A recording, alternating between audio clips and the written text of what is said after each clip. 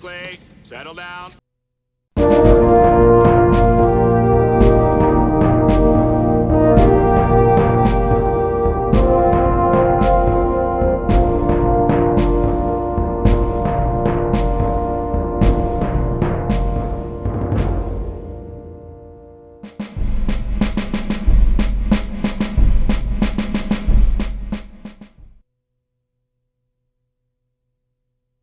The beginning of the 20th century saw the pioneers of vertical flight resolving many of the problems that kept their crafts from getting off the ground.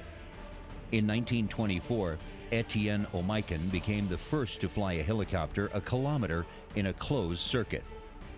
By 1936, many of the problems had solutions, and with the introduction of the German Focke-Wulf FW-61, the first practical helicopter was a reality. In February 1938, the FW-61 was demonstrated by Hanna Reitsch indoors at the Deutschlandhalle Sports Stadium in Berlin, Germany. She subsequently set several records in the FW-61 for altitude, speed, and flight duration, culminating in June 1938 with an altitude record of 11,243 feet and a straight-line flight record of 247 miles. Nazi Germany would use helicopters in small numbers during World War II for observation, transport, and medical evacuation. The Fleckner Fi-282 Colibri Syncropter was used in the Mediterranean, while the Fokker-Angeles Fa-223 Drache was used in Europe.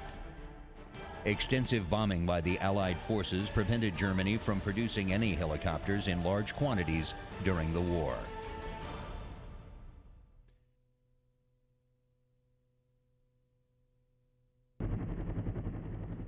In the United States, Igor Sikorsky and W. Lawrence LePage were competing to produce the United States military's first helicopter.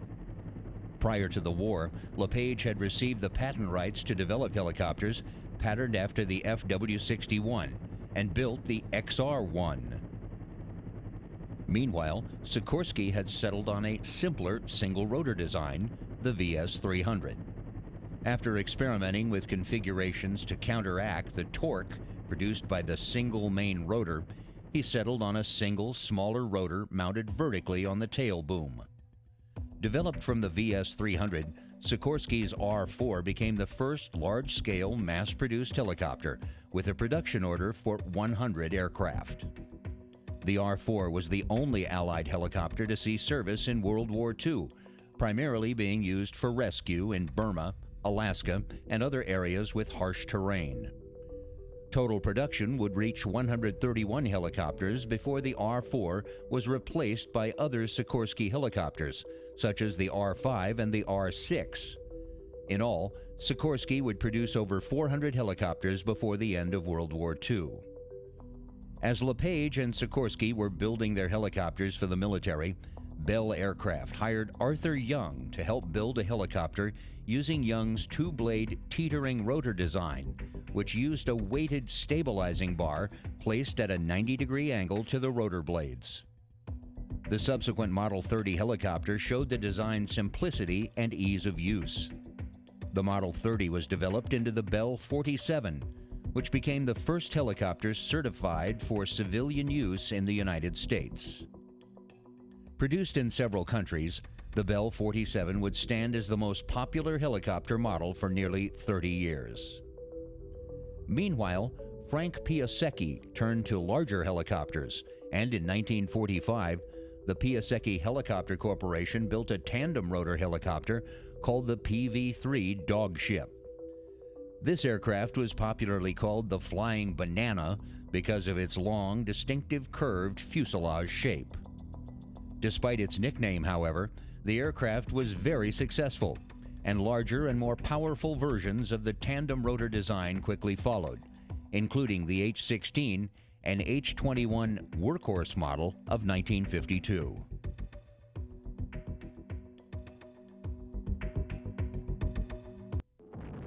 In 1946, U.S. Marine General Roy S. Geiger observed the atomic bomb tests at Bikini Atoll and instantly recognized that atomic bombs could render amphibious landings difficult because of the dense concentration of troops, ships, and materials at beachheads. The Commandant of the Marine Corps convened a special board. The Hogaboom Board recommended that the Marine Corps develop transport helicopters in order to allow a more diffuse attack on enemy shores. It also recommended that they create an experimental helicopter squadron. HMX-1 was commissioned on December 1, 1947, and based at MCAS Quantico, Virginia. The squadron operated the Sikorsky HO-3s-1 and the Piasecki HRP-1. HMX-1 performed the first ship-to-shore movement of troops from the deck of an aircraft carrier in an exercise in May of 1948. Late in summer of 1950, United Nations forces struggled to hold on to the Pusan perimeter in Korea.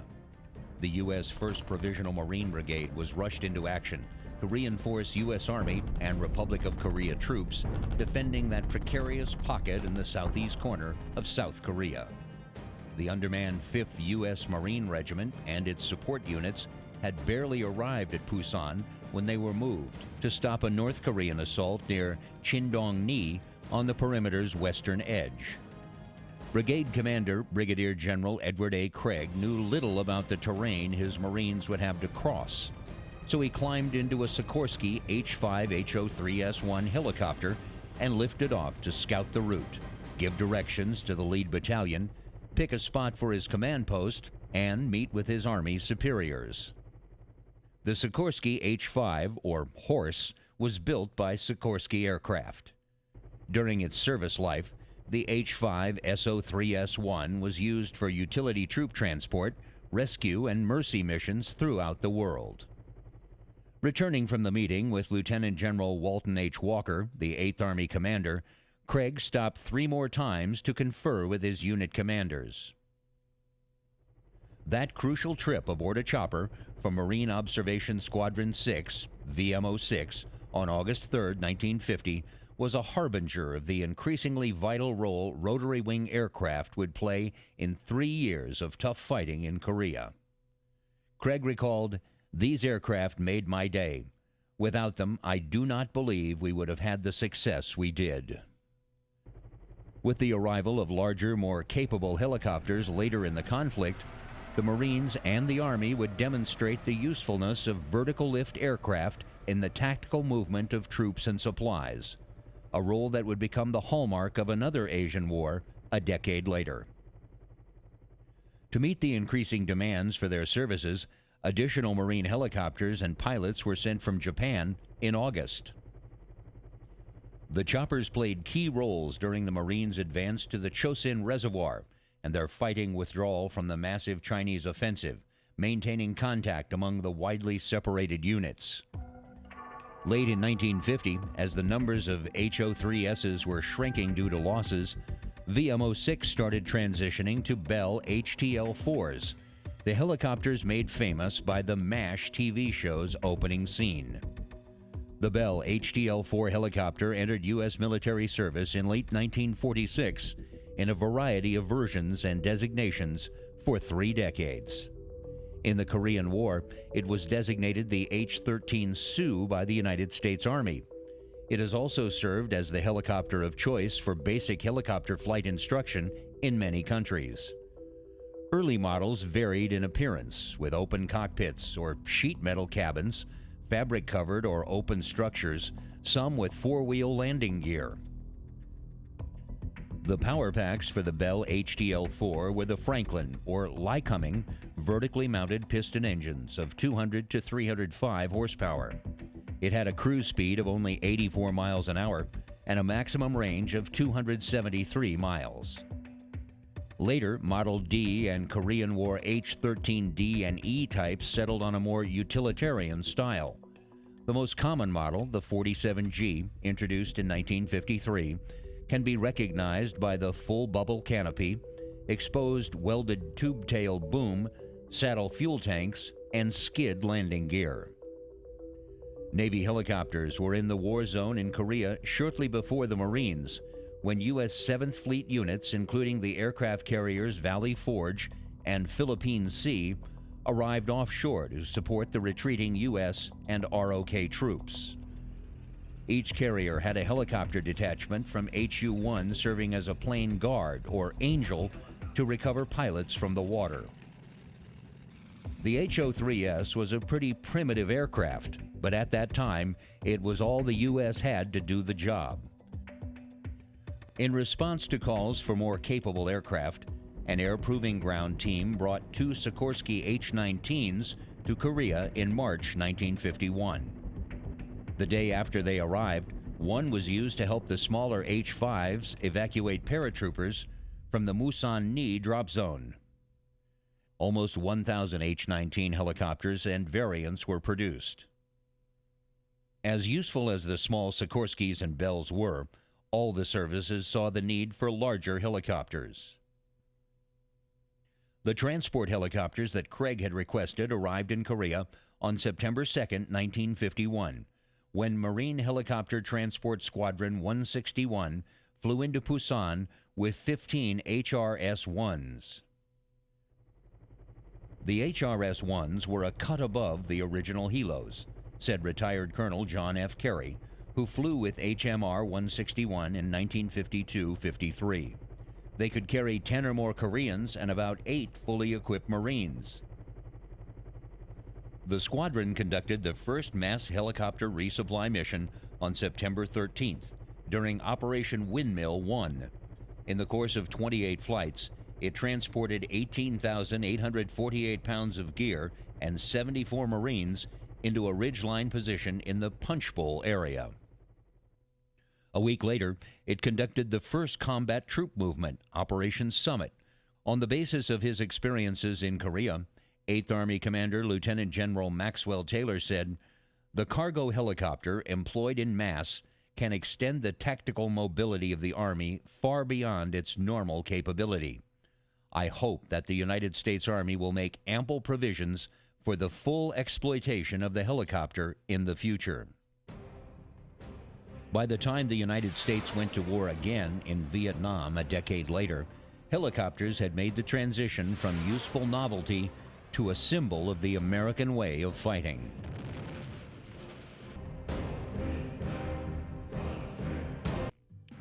In the early years of the U.S. military's involvement in Vietnam, even before the first ground forces landed, America's top military commanders were haunted by what had happened to the last great Western Army to fight there. Hiding in the jungles and staying on the move, the Viet Minh had outmaneuvered and outfought the French. They had an almost supernatural ability to appear out of nowhere, strike quickly and hard, and disappear into the countryside again.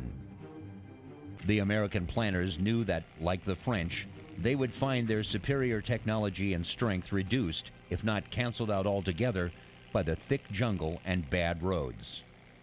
The answer came from the Marines' experience in Korea. There, the helicopter had proven a quick and reliable way to transport men in and wounded out of a combat area. Its speed and maneuverability suggested a new kind of use for a new kind of war. As America began to funnel troops into Vietnam, the groundwork for this kind of war was put in place. Vietnam became the first true helicopter war. The helicopters flying into a hot landing zone, or LZ, became one of the most enduring images of the war, and that was certainly the helicopter's most outstanding role. But the helicopter did everything. They delivered the mail and replacements, flying men on leave, and important resupply missions to far-flung fire bases, and, as in the case of Khe Sanh, even when those bases were cut off and under heavy enemy fire. So important was the helicopter that by the end of the Vietnam War, the U.S. Army, the major user of rotary wing machines, had become the world's third largest air force, after that of the Soviet Union and the United States Air Force. But the large numbers in battle meant large numbers of casualties. During the 10 years of the conflict in Vietnam, the United States lost 4,869 helicopters. Helicopters were in the fight right from the start. The first complete U.S. Army units in action in Vietnam were the 8th and 57th Transportation Companies, which in 1961 landed 32 twin-rotor PSEC H-21s from the USS Gard transport ship. But the most notable arrival of 1962 was one of the great icons of the war, the Bell UH-1 Iroquois, also known universally as the Huey. As a result of in-country assessments, the Hueys were quickly fitted with guns and rockets and adapted for jungle conditions. Powered by a prototype Lycoming YT-53L1 engine producing 700 horsepower, the UH-1 first flew on October 20th, 1956 at Fort Worth, Texas. In March 1960, the Army awarded Bell a production contract for 100 aircraft, which were designated as the HU-1A and officially named Iroquois. The helicopter quickly developed a nickname derived from its designation of HU-1, which came to be pronounced as Huey. The official U.S. Army name was almost never used in practice. The HU-1 has a metal fuselage of semi-monocoque construction with tubular landing skids and 2 rotor blades on the main rotor.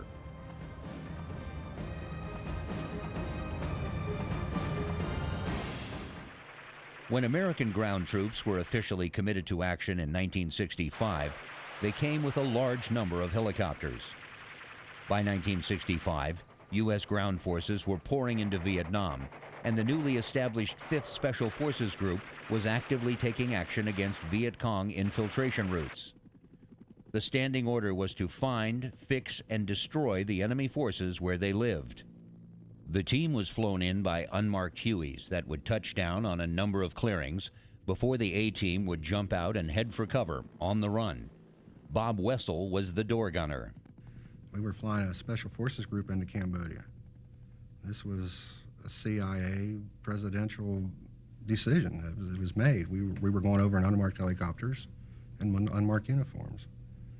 There was good reason for the unmarked Huey. At the time, the U.S. government was still claiming that they would not violate the neutrality of Cambodia. Of course, we weren't in Cambodia at the time. And that particular day, that morning, we flew out and dropped off 3 Americans and 8 Cambodian mercenaries. And their mission was they were along the Ho Chi Minh Trail. They were supposed to watch the NVA movement coming down the trail, unmarked trails, and their basic mission was to capture an enemy truck and bring it back. No sooner did Wessel and his crew fly out of sight when all hell broke loose for the strike force. As the Berets and their cadre fought for their lives, the aircrews picked up their radio messages. It was Chief Warrant Officer Bill Armstrong. Co-pilot was James Fusel. And there was Gary Land as the other door gunner and myself. And we had a James Calvary Special Forces medic on a helicopter. So we were one to go and extract them. I can remember flying towards the area and about treetop level, I was looking down. I could see, looked like there was columns of NVA moving in that area. I mean, we could see them moving in, which is, there's some butt kickers. The NVA, they're regular Army, they're good. But I remember going in, and it was an area where it was a lot of trees, and we had to hover and drop straight down into the area. The Special Forces team was now in a running firefight, desperately trying to make it to the nearest landing zone and the safety of extraction. So we had landed, and we had moved away from the LZ and basically set up a perimeter and just wanted to see if we were being followed. We saw another team across the valley being infiltrated. We could see them. They were about 5 miles away, and we sat there and we watched the gunships come in. We saw the choppers try to go in and get them out, and we also listened to it on the radio. And that was a very difficult time for us. The choppers were burning up the turbos, trying to get there in time. Well, as we dropped down in the area, we just started catching fire going in. Matter of fact, they shut all our radio equipment out. It was gone. So we had no communications with the CNC ship up above. So we were basically on our own. And I can remember landing, and there was this far and far going on. I could hear Gary firing the air side, and I was firing. And As the Green Berets and the surviving Cambodians reached the LZ and the choppers, the NVA turned their fury on the rescuing slicks and the aircrews. we had a lot of incoming rounds, and I remember sitting there firing. I had a bunch of them coming toward me, 15, 20 of them I fired, and they all went down. They never came back up. About that time, I thought I heard Gary quit firing. I heard him yell on the air side, and I turned my head to look, and when I turned my head, I got hit 3 times in the chest and once through the neck. And probably by him yelling or something on our side, probably saying me, it probably shot me right through the throat. But I didn't pass out, lucky enough, because what happened was I had so much blood on my glasses I couldn't see. So of course I had to take the time to clean my glasses off and get my back together again. As Wessel cleaned his glasses, the battered team piled into the waiting choppers. The undamaged Huey lifted off. Wessel and his crew members were the only living Americans still on the ground. It was at that moment that something strange occurred. The fire on the left and right sides facing the deadly M60 machine guns of Wessel and Land slackened. About the time I got done cleaning, they figured out, I guess, they couldn't come through the sides, so they started coming up behind the helicopter. And of course, the R60s were mounted, and you couldn't turn them that far. So I grabbed the M16 and started to get out and spray the area. About that time, I could feel the helicopter starting to move. At the same time, I seen Mr. Armstrong's heads go down, and kind of scary. I didn't know what happened to him. As the Huey Slick tried to stay airborne, Wessel looked around at the interior of the damaged ship. There he landed. I could see him laying on the floor, part of him laying on the floor. And the Special Forces guy in the helicopter, he had been shot. He'd got shot through the elbow and came out his shoulder.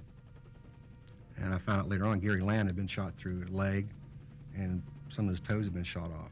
And the only reason he quit firing was they'd shot his ammo off to 60. And I remember we were starting to fly out of there, and Mr. Calvary, the medic, asked if I wanted a shot of morphine, which I wasn't in no pain. Even though they were in the air, the danger was far from over for the air crew and their Special Forces passengers. I remember starting to fly out and still firing all the way out. And I remember we was cutting down. We probably went about 100 yards just cutting treetops out, trying to get out of there. And I remember about halfway back, I seen Mr. Armstrong. He came back around and flew the helicopter back. Just another day at the office for the Huey air crews.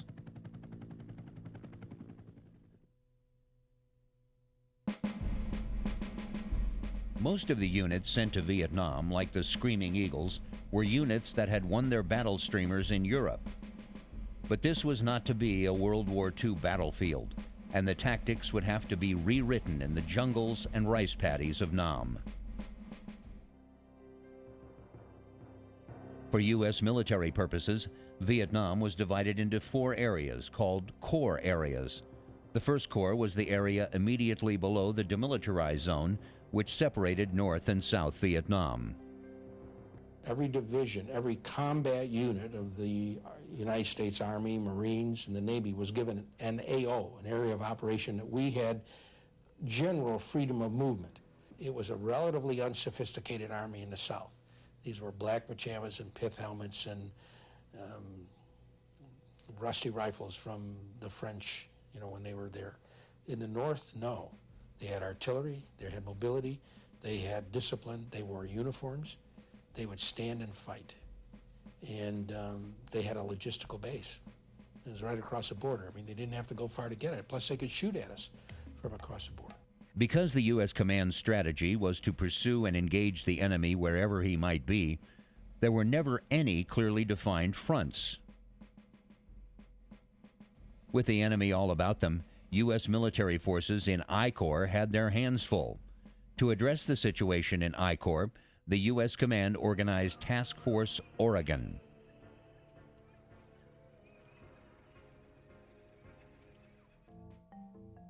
For the 101st, Vietnam met a change in the nature of the division. No longer would the Eagles jump into battle, but would reach their LZs by helicopter. The mission of the 101st was still to go out, find and fix and eliminate the enemy, but They were changing the 101st to Air Mobile. We now were 101st Airborne Division, parentheses, AM, Air Mobile.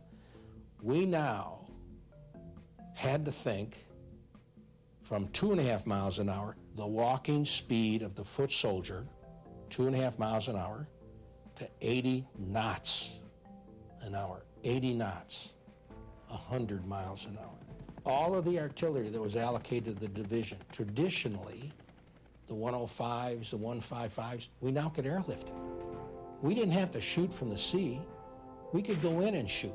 We could take them in, put them in at 8 o'clock in the morning, let them shoot up 1,000 rounds, and extract them before lunch. This was the Air Mobile that was to become synonymous with the Vietnam War, and no unit was more suited or better trained to fight it than the 101st Airborne Infantry Division.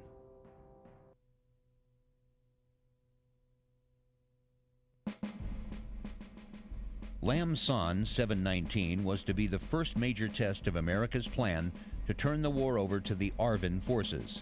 It became the last major killing ground for the young grunts and chopper pilots in Vietnam. In 1971, Richard Nixon wanted to make a major move against communist strongholds in Laos. The plan was codenamed Lam Son 719, in honor of the birthplace of Le Loi, a Vietnamese nationalist who repelled the Chinese invaders in 1428. The objective was to disrupt an ongoing North Vietnamese army supply buildup at Tichapon, Laos. The battle plan for Lam Son 719 involved an attack by the Airborne Division and the 1st Armored Brigade along Highway 9 to A Lui and then on to Tehipon, where Highway 9 intersected the Ho Chi Minh Trail. 22 miles inside Laos, Tehipone was a major enemy communications and supply hub. The Rangers would establish fire bases north of the highway and protect the right flank. A Marine brigade would remain in reserve near Khe Sanh.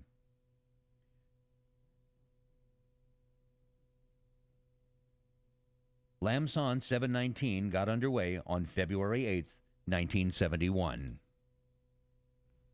There was supposedly all ARVN, the Vietnamese army was going to do it, but the 101st was with them. A few other divisions, I'm not quite sure exactly. Like I said, I didn't know much more than what we had to do at the time. The operation began as planned, with the 1st Armored Brigade Task Force advancing 9 kilometers along Highway 9 on the first day, and with 3 battalions of the 1st Infantry Division air assaulting south of the highway and 2 battalions of the Airborne Division assaulting to the north. By February 25th, the invading forces had discovered enemy supply bases 1 and 2 kilometers square and had cut a major pipeline. With 3 enemy divisions pressuring them, the Rangers began to withdraw from their fire bases. Unable to continue the advance along Highway 9, General Lam decided to use his air mobile assets to launch an air assault in Tichapon, and on March 6th, 120 Hueys lifted 2 ARVN infantry battalions into the town, capturing it against light enemy resistance. The enemy reacted aggressively, rushing reinforcements to the area, including tanks. The U.S. Army Cobra gunships tried to halt the enemy armor and had some success, sweeping the accompanying infantry from the tanks using 2.75-inch flechette rockets. But they did not stop the tanks. Even when high-explosive anti-tank rockets were available, the results were mixed. A dedicated tank-busting helicopter was sorely needed. The U.S. helicopter crewmen went against the heaviest anti-aircraft barrage incurred in the war. Soon, enemy pressure bogged down the ARVN advance, and poor weather and heavy air defense opposition began to limit the air support available to relieve the pressure.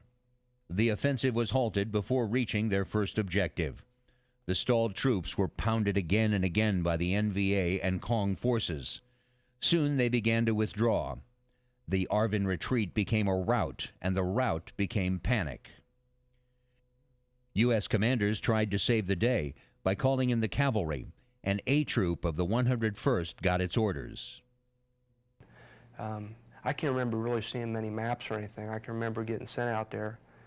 They dropped us off kind of by ourselves, just a gaggle of us, and got on the radio trying to figure out where I was supposed to go, contact somebody, and they said, we're over here to the west or something like that. So, you know, we just started off in that direction. But for Lieutenant Wagner, the day was cut short. The next thing I know, there's an explosion, and one of my guys was laying on the ground. And we're not quite sure exactly at that point really what had happened. So Doc, our medic, he starts to go to the guy, and all of a sudden there's an explosion, he's down. At that point, you know, we're in a minefield. So I told everybody to stay where they were. I had the morphine in my pocket because that's kind of what you did then. And so I took my bayonet out and I started to probe to work my way over to Doc and to DeMarco was the name of the first guy who was hurt.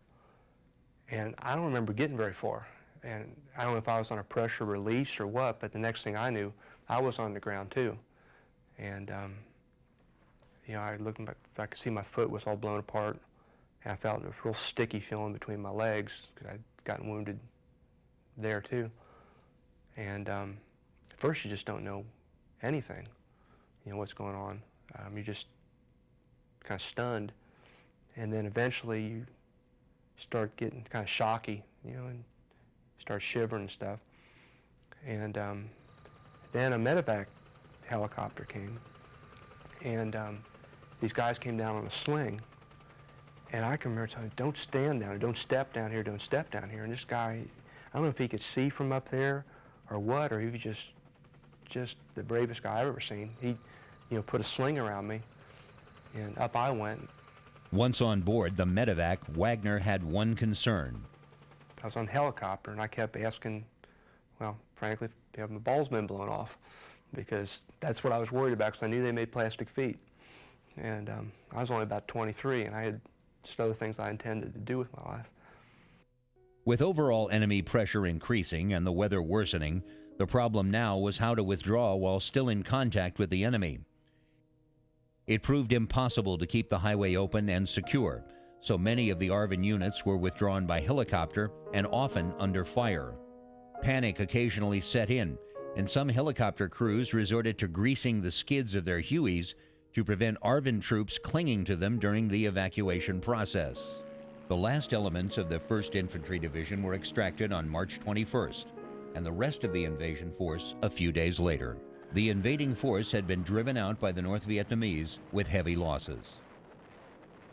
United States aircrew losses were 176 killed, 1,942 wounded, and 42 missing. Helicopter losses were put at 107 destroyed and 600 damaged. Lam Son proved that the ARVN troops were no match for the Communists.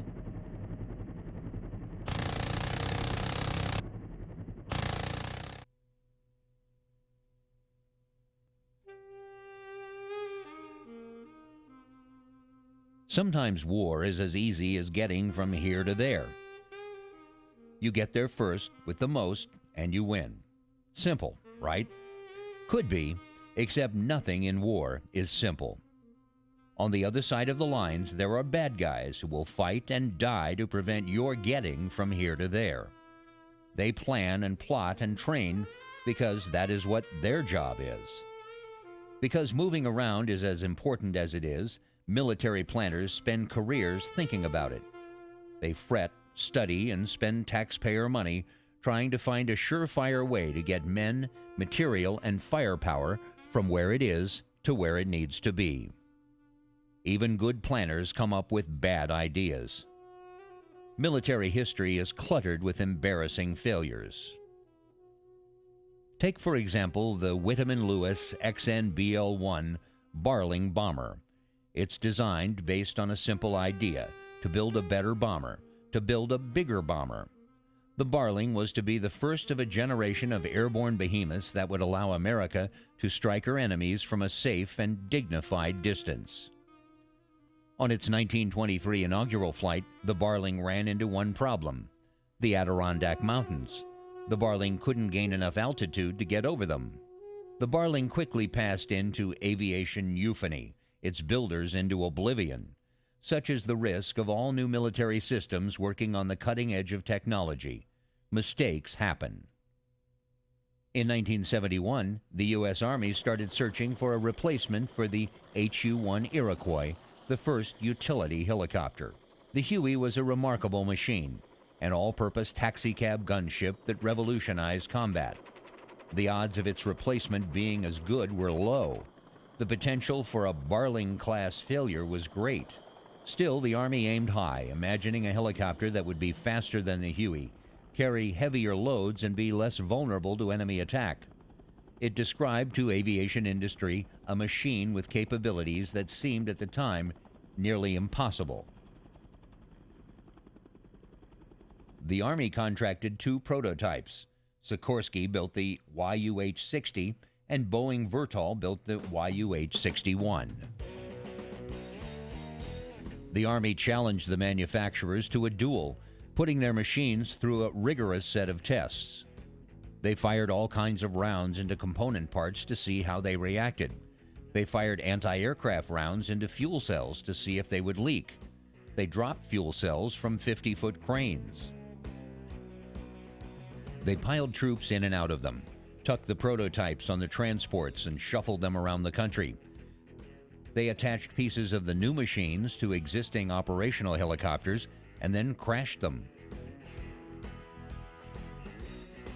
In December 1976, the Army announced that Sikorsky's had won the competition.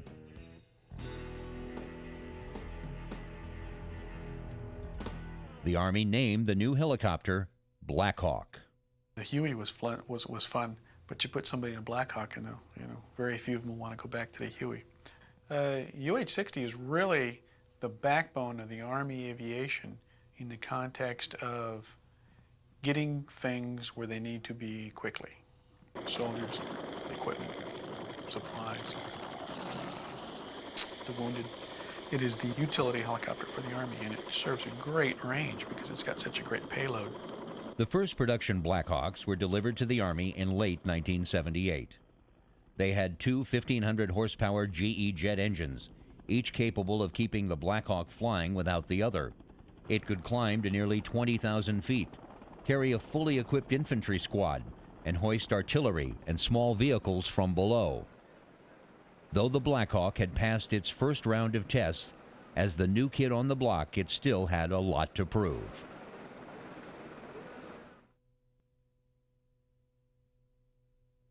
It's a UH-60 Lima Blackhawk helicopter.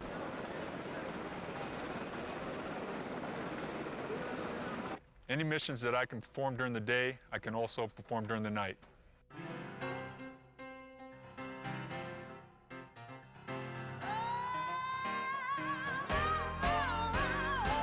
It can hold approximately 11 soldiers. Sling load 8,000 pounds. The aircraft cruises at 120 knots.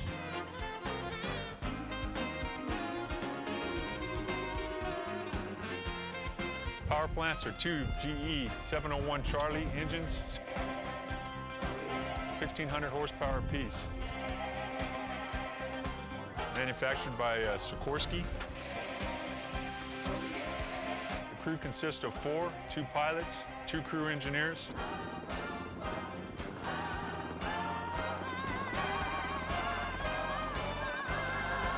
UH-60 Lima, the Cadillac of the sky. When the first generation of UH-60A crews started training in 1979, they discovered a machine vastly more capable than the Hueys they had been flying. It's much faster and carry much more in terms of cargo, internally and externally. It's a more sophisticated aircraft, but it was built with ease of maintenance in mind. Introducing something as intricate as a new flight platform poses enormous problems. There are no 1,000-hour flight veterans to pass on the tricks of this particular trade because the tricks aren't known. The system itself is a mystery. How it acts when it's hot and tired or wet and cold may have been tested, but real-world use poses dilemmas unimagined in testing.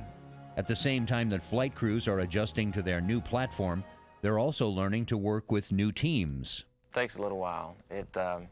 And you know, initially when you go out flying with a new co-pilot, you're really monitoring not only the things that you need to be doing, but you're watching to see what he's going to do, how he's going to react. So when you do get out there in that situation where it is intense flying and it's at night and there's not much room for mistakes, you know what the guy's going to do. The pilot and co-pilot sit at identical stations so that each can, when necessary, fully control the helicopter. Instrumentation is a combination of conventional, analog dials, and LED readouts. You got your forward panel on the aircraft that gives you all your engine indications, all the vital signs of the aircraft, if you will.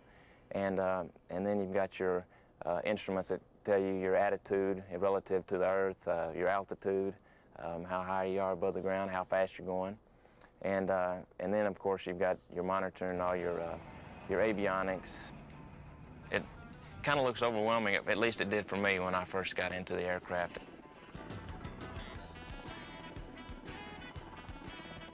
The pilots are not simply redundant systems.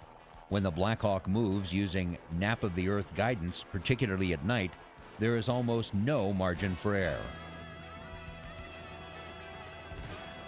We'll have one pilot, the one that's on the controls, he maintains visual contact with the outside of the aircraft. We don't want him looking inside too much. The other guy, he's looking in and out. He's monitoring the instruments. Blackhawk helicopters were designed with a crew of 4 in mind. In the cabin behind the pilot and co-pilot are stations for a crew chief and a gunner. In day-to-day use, the gunner is usually not assigned to the crew, but is added only for battle. The crew chief sits directly behind the co-pilot. He's in charge of everything that goes on in the back of the helicopter, from assigning passenger seats to hanging sling loads. As the aircraft takes off and lands, he is its rear-view mirror, making sure that the tail rotor will clear any obstacle. We basically let the crew chief handle what's in back because we have so much stuff to do up front. So he's basically in charge of the back, no matter what rank. The personnel in the back have to listen to him. The Blackhawk, more than any other helicopter before it, was designed to fly and keep flying in all conditions. It is the crew chief who sees to it that happens. He makes sure not only that it's ready to fly, but it stays running for the duration of its mission.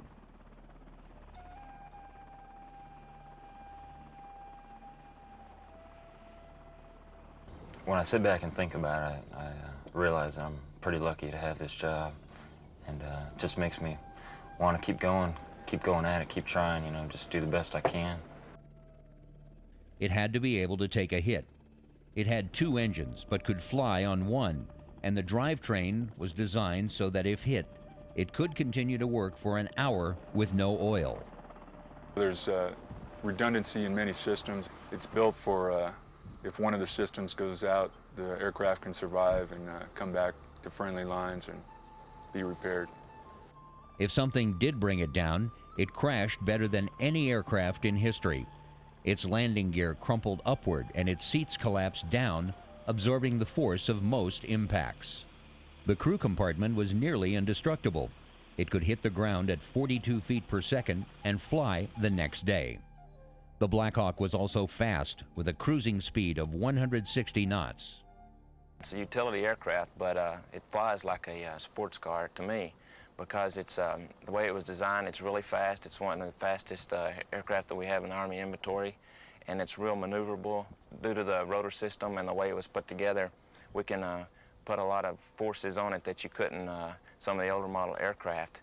So we can yank and bank, as sometimes we say, and really put it to its test.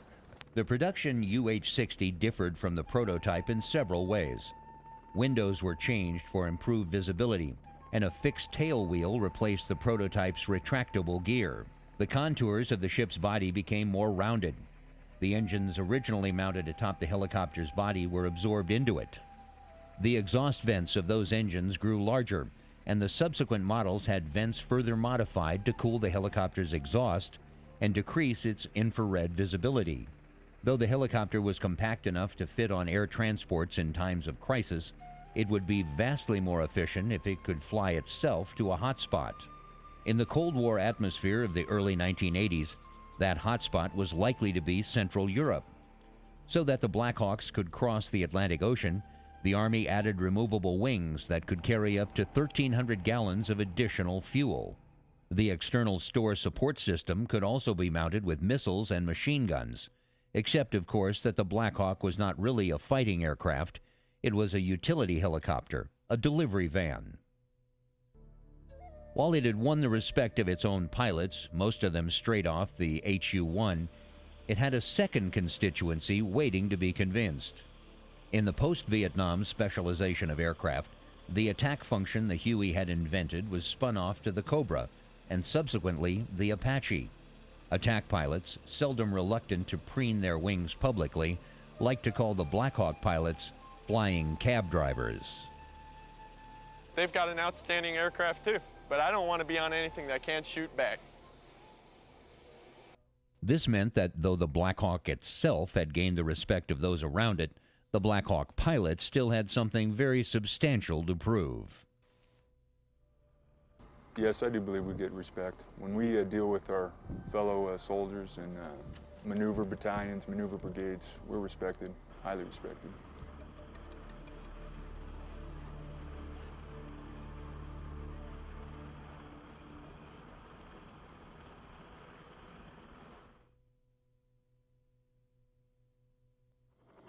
From the outset of its operational deployment, there was little doubt that the Blackhawk would excel at its basic mission.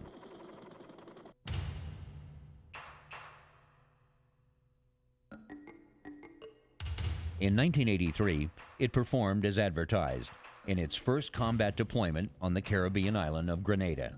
There, a Marxist regime had taken a group of American medical students hostage.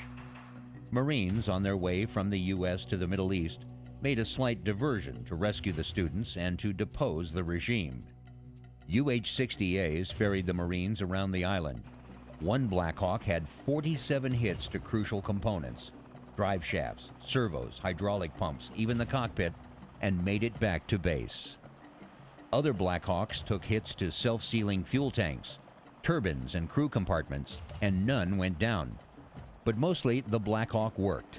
They got people to places and kept to their timetable. December 1989, Panama.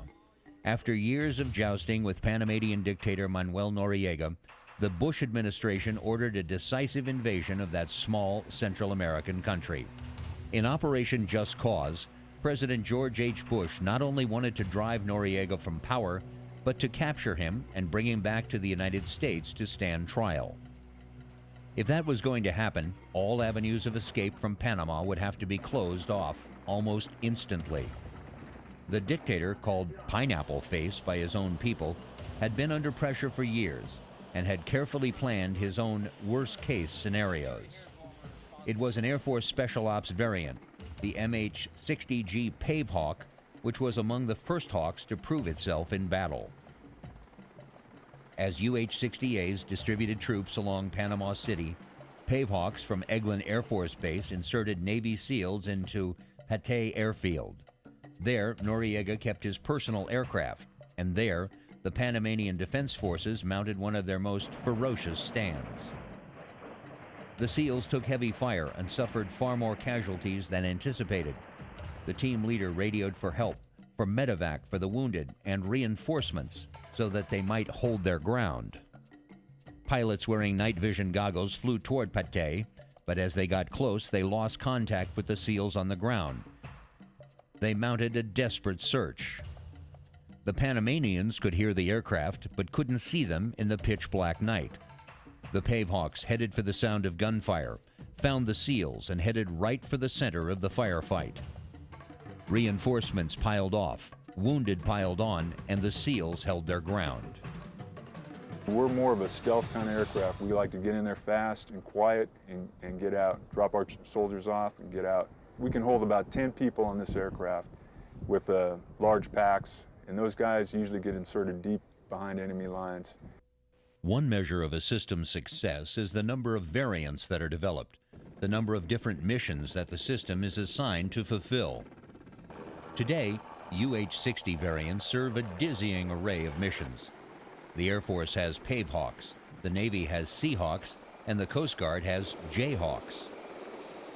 There are electronic warfare hawks that can hover over a battlefield using a 1,700-pound electronics package to eavesdrop on enemy command and control.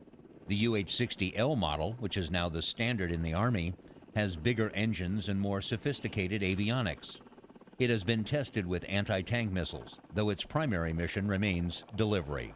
What attracted the planners was the Blackhawk's basic underlying strength as a system. The ability to add components to the basic airframe made it applicable to just about every helicopter mission.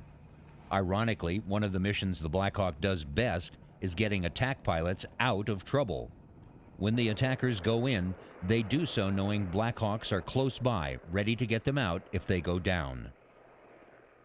We do a lot of support for them on down aviator procedures. We do what's called combat search and rescue. So we're linked in pretty tight with those guys. It's usually planned in with a large mission like when the attack helicopters have a deliberate attack, or even if they're not on a deliberate attack, we're usually right there in the planning process. Well, we don't have guns, but when they get shot down and the Blackhawk has to come rescue them, it makes us feel a little better. Of course, we don't want them to get shot down, but yeah. It is not only helicopter pilots that are happy to have Blackhawk backup. In Kuwait, Blackhawks flew search and rescue missions for downed fighter and bomber pilots and even missing reporters. It's also worth remembering that when all is said and done, a typical Blackhawk pilot accrues about 100 hours a year more flight time than a typical Apache pilot, and flight time is, after all, what pilots live for. Needless to say that for all the lack of respect that Blackhawks get from attack pilots, the UH-60 and its variants have become a favorite of infantrymen. So you put them in the back of the aircraft and you take off flying low and fast because that's part of our mission. If we're going on a long flight, they'll be back here. It'll put someone to sleep, but when that, if coming down or slams a collective down, they be peeling their stomachs off the soundproofing. The first time you get a holler from the back or a yay or the guys screaming and hollering, you look back and you see big smiles on their face.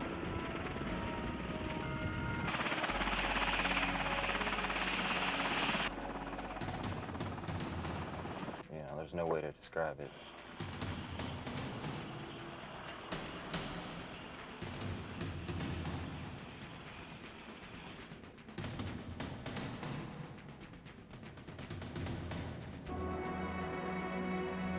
Most of them expect it to be like a roller coaster. They get on here, thinking that, and we'll give them a ride, depending on what kind of mood the pilots are in. But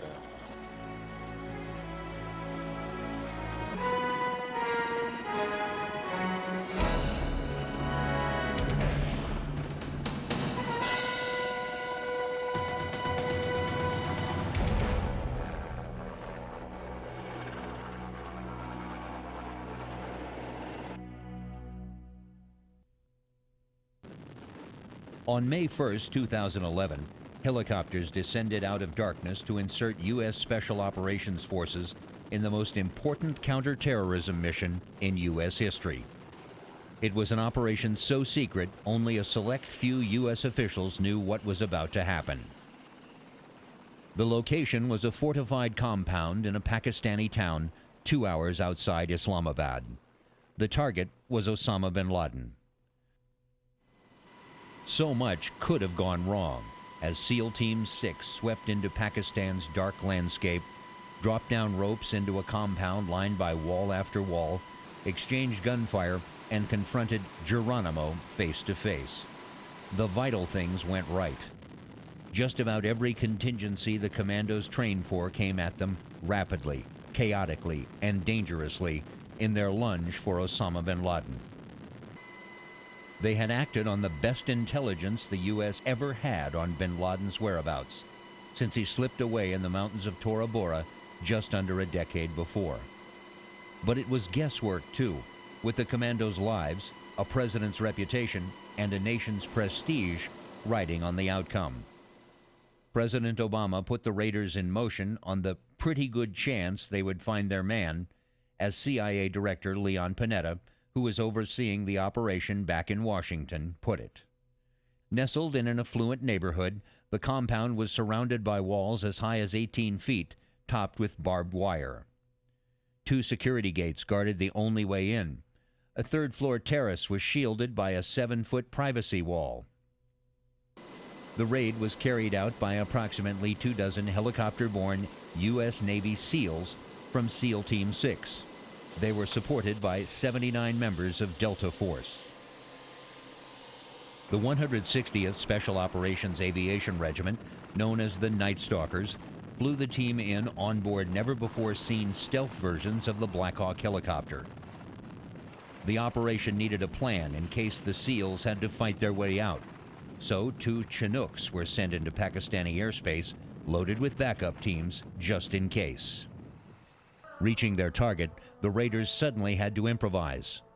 Their plan to place a rappelling team on the roof with a second team dropping into the courtyard was jettisoned when one of the helicopters, its blades clawing at hot, too-thin air, had to put down hard.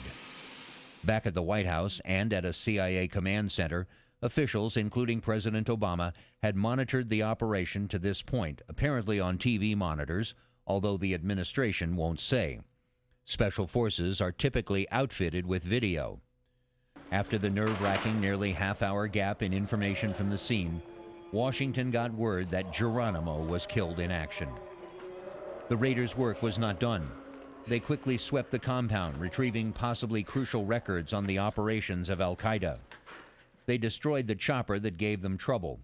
This renewed worries that Pakistani authorities would discover the mission prematurely. Neighbors certainly noticed. The non-combatants, their hands bound with plastic ties as the operation unfolded, were left for Pakistani officials to round up. The raiders scrambled aboard the remaining Blackhawk and a Chinook, bin Laden's body with them, and flew to the USS Carl Vinson in the North Arabian Sea. The ground operation had taken about 40 minutes. Mere hours after the operation, before most of the world knew bin Laden had been found and killed, his body was buried at sea. Another helicopter mission completed, another target taken out.